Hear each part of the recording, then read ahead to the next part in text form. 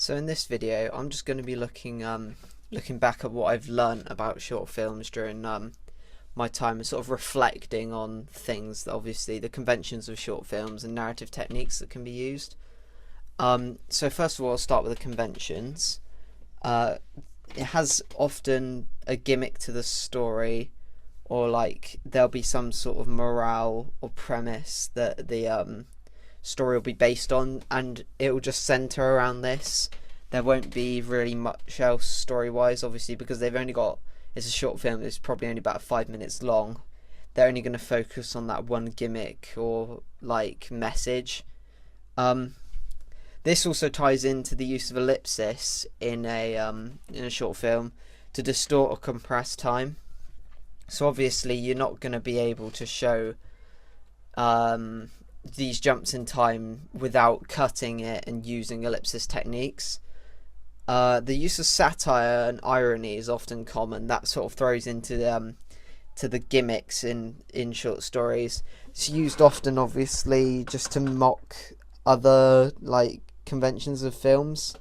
So they may mock a certain film or a certain genre, obviously, and that'll be obviously satirical. I'd also say that the twists and cliffhanger endings are often common, just because obviously they want to end, like any film obviously will end on, will have some sort of twist or cliffhanger, but it's especially common in short films, obviously, because you notice it more because it is a short film.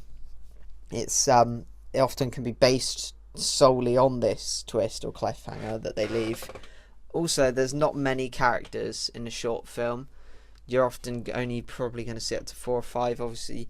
They're not going to want to employ a load of people, like 20 plus, for one short film when it's when they haven't got time, obviously, to get the most out of all of these characters.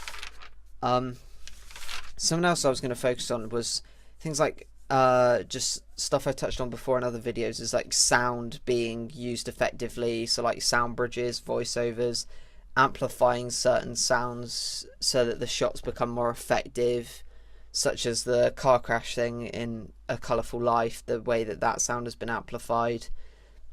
Things like that obviously are a convention in a short film. It's used often, obviously, to show the effects more. Now we'll just move on to narrative techniques.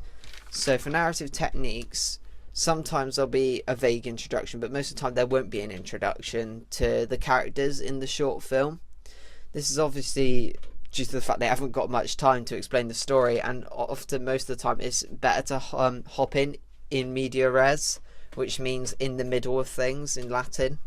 So hopping into the middle of things straight away, the viewer has to engross themselves in that world, and it gets them asking questions about who these people are in the film, and why they're there, if it's story based, or if it's a documentary. Obviously, if you hop straight into the middle of things, that gets people interested straight away and they want to know more.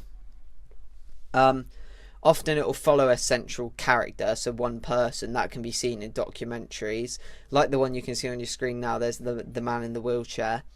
You follow him throughout the book and how he opens up his library. Throughout the short film, and you see him obviously opening up the library and things like that. It will follow that central character. There'll be other characters in there, but they're not, obviously their stories aren't told. It's his story that needs to be told. That's obviously quite common and a narrative technique in short films. Like I said before, parodying genre conventions. So they will obviously mock films of the same genre, so oftentimes referring to them, which is a bit of a fourth wall break, obviously. If they can refer to common culture in films, that's also counting as parody. Flashbacks and flash forward obviously links into the use of ellipsis as a convention. Obviously there isn't a lot of time to see these jumps in time, so you have to include like the flashback, flash forward. Cross-cutting is also very common. It's common in some films, not all obviously, where it will cut between like calm and then chaos, so it's binary opposites. So this could be obviously like someone in the freezing cold of Antarctica cross-cut it to like someone on a beach or something. Things like this, like they're complete opposites, are used often to tell the story in films. Also on the video editing side of things, color correction is very important, and obviously making sure that the video and the film is made to look the best it can be, and it also can reflect the mood and tone obviously of the film as well if you use the right color correction, and that's just a way they can tell the story as well, like more. So I think that's all I've got for narrative techniques and conventions. These are just some of the things I've learned obviously through the research we've done, just watching loads and loads of short films over and over again and just picking out certain bits, but those are like the main points obviously I wanted to put in one video. So thank you for watching.